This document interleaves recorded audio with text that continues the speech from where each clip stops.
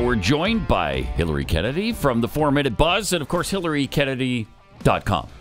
Thank you. Glad to be back. Great to have you. One L. Yes, Hillary with one L. Thank you. I don't want to be confused with the other Hillary. No, you do not. So you are a big UFC fan, a big Conor McGregor fan, and, of course, he's in the news pretty prominently right now. And not in necessarily a good way. No, Conor, why? I love him so much. But yeah, and this isn't the first time that he's had these sorts of accusations, but he's been accused of sexual assault. Recently, he was at the NBA Finals game in Miami, and he was seen partying with a woman after the game. And apparently he emerges from a restroom, grabs her by the hand, brings her into the restroom, which she willingly follows him in there. Mm-hmm. His security, there's video of that if you haven't seen it. Yes. So that's how we know that. His security, some of them seem to follow them into the restroom, some are outside the restroom. Anyway, she accuses him of sexual assault and says that took place in the restroom, that she was able to elbow him enough to escape and leave. But then another video emerged where you see the two of them partying again at a club there after the fact. Oh, wow. So it's kind of muddy waters with this story. Her attorney said she did have no less than 6 drinks that night and that she was prepared to escort him back to the Four Seasons Hotel. And I think she thought that's where that was going. Maybe, I don't know. Either way, he says nothing has happened. And he's like, you can tell from these videos that nothing happened. We were still hanging out afterwards. So these allegations are nothing but a shakedown. He says she tried to get him to pay her money because of the incident, and when he refused, then she took it to the media. So is it correct that she did not approach anybody in the arena for help? She didn't approach a police officer for help. If this had just occurred, she could have run to one of these individuals, right? But Correct. Instead, it was 2 days later when she retained an attorney? She says that she tried, or her attorney said that she tried to go to the police the next day and was turned away. And so was turned away? I don't know how true that is. The problem is in these sorts of instances, unless you have a rape kit or something like that done immediately after the fact, then it just becomes a he said, she said. Right. And it looks really bad if she's sent messages to his WhatsApp number or however she did it asking for money, and then he says no, and then all of a sudden this plays out. But Conor also is that should what happened? not... She did send... He says that she sent messages and asked, or called and asked for money. And he said, no, this is a total shakedown. I'm not paying anybody. Nothing happened.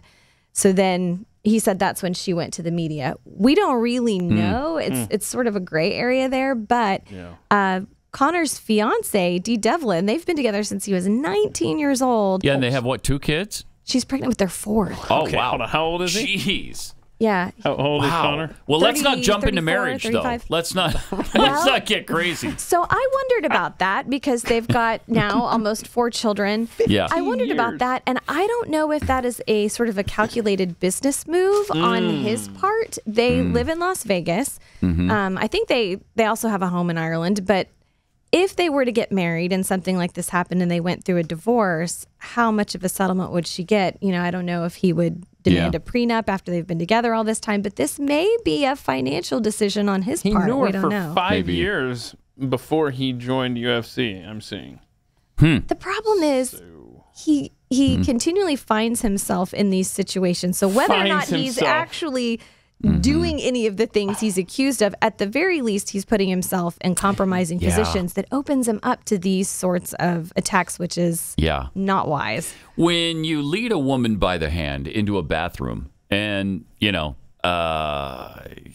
people are watching you. I mean, there's a whole bunch of witnesses there. That's not going to go well. Okay. Well, that's not going to go well. Well, she needed to use the restroom, and I was telling her, well, you can come in here. It's a private bathroom. Oh, that's what happened. Right. But Sure. not very many people are going to. Hold on. Hillary Kennedy, Conor McGregor apologist, you're on the stand.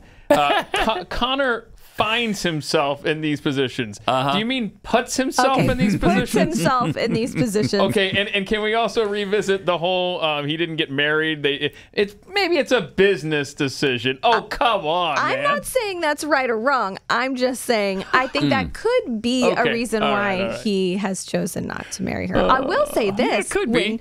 when she flew to New York to be by his side, like the day after, or shortly after these by his allegations. side or slap him in the face? No, well, they posted photos to Instagram. She's giving him a foot massage. He's surrounded by his children After on the Father's fact? Day. Yes. This is over the top. Now, when she arrived in New York to be with him, it looked as if she might be wearing some new jewelry.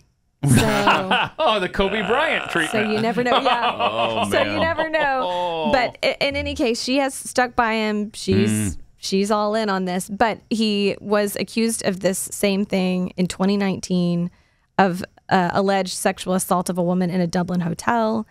Then in October of 2019, so not that long later, the police received another complaint against him from a woman who said he'd sexually assaulted her in a car outside of a Dublin pub. Oh, wow. I didn't know about these. So, yes. Did you, Keith? No. Have you heard these? No, I haven't heard these. No, but I'm sensing a common thread. Yeah, here. there seems to be. Who's the common denominator in all of these? I know. But again, when you're a professional athlete, Here we go. You're a target. I got it. you are a target. I got it. True. So I'm Have not you saying applied that for the PR position for Conor McGregor Enterprises? I think with most of these athletes, and when you've got the kind of money that he has, I think people start to think they're above any of those things or getting caught. And but the other Conor McGregor news, so he is on The Ultimate Fighter, the TV show, and he's a coach, and Michael Chandler's a coach, and it's supposed to culminate in this fight between the two of them at a UFC event later this year. Conor still has not taken the drug test that he needs to take in order for them to be able to fight before the end of the year. All right, so a lot of people are saying, well, a lot of people are saying it's not going to happen. He has been taking steroids for his injury. He had a pretty bad injury from his last fight. So he broke his leg, right? Right. So like a I don't know compound if fracture that's going kind to of happen. thing. That was with Poirier. Yes. Right? So people are saying this fight with Chandler might not happen. Also, the ratings for the show haven't been what people thought they were going to be. So now a lot of fans are calling for the fight with Chandler to be replaced with someone else like Charles Oliveira. They're like, we need a more exciting fighter. No one cares about Michael Chandler. So I don't know what's going to happen there. But we may or may not see Conor fight again this year, and it's looking more like may not. Wow. Okay. But he's not retired, right? No. I mean, he retires every 5 minutes. Yeah. But I think when the price is right, it's just he's made so much money that I think that raw hunger to succeed it's hard. I mean, it's just not there anymore. Yeah. So it's going to take a really, really interesting fight or something that really goes after his ego for him to do it. And what's his face? The Russian guy. Nurmagomedov. Yes. I would love to see the two of them again. He's retired, right? Yes. Did he retire unbeaten? He did. Wow. He's a pretty incredible fighter. Now, that would be a great fight. Part 2 between the two of them. Agreed. And I would love to see that. McGregor Forever, his Netflix series. I started watching it. It's really good. It's and they really good. show the highlights from that fight and kind of how that all unfolded. So a rematch would be incredible. And they show the really horrible injury that he suffered against in slow Poirier. motion. Oh my gosh, that is disturbing. So bad. For some reason, he moves wrong and breaks his leg, and it's like his leg is then going the wrong way. It's really bad. I know we're running up against the clock here. Did you have some health tips or food tips, or what was it? We had this discussion yesterday, and since you've also been going through some health challenges this year, we thought this would be interesting to talk about briefly. But I was reading an article by a metabolism expert, and he said exercise will not help you lose weight.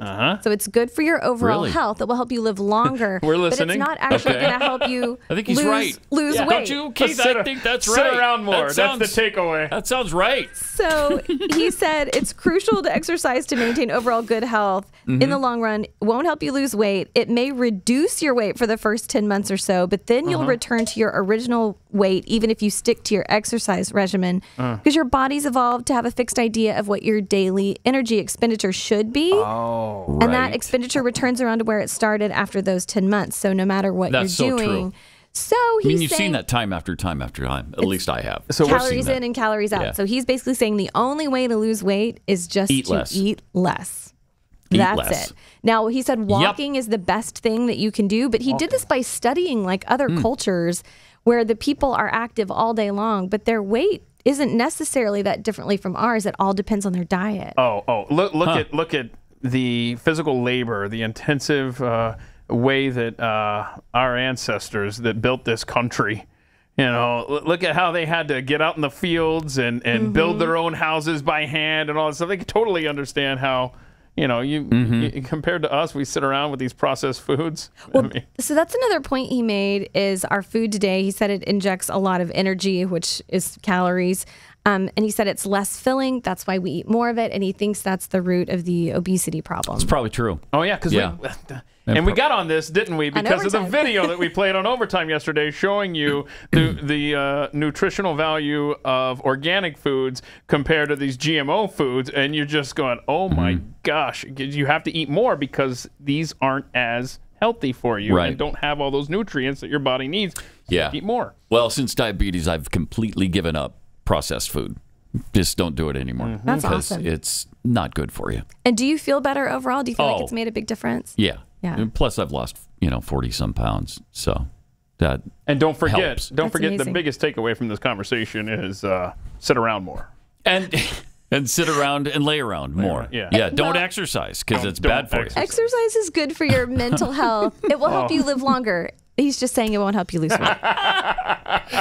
Thank you, Hillary. You're welcome.